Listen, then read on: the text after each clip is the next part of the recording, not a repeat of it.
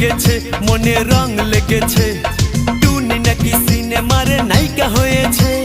রং লেগেছে টুনির রং লেগেছে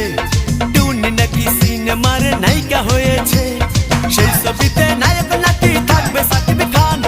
ছবিটার নাম নাকি তুমি আমার জান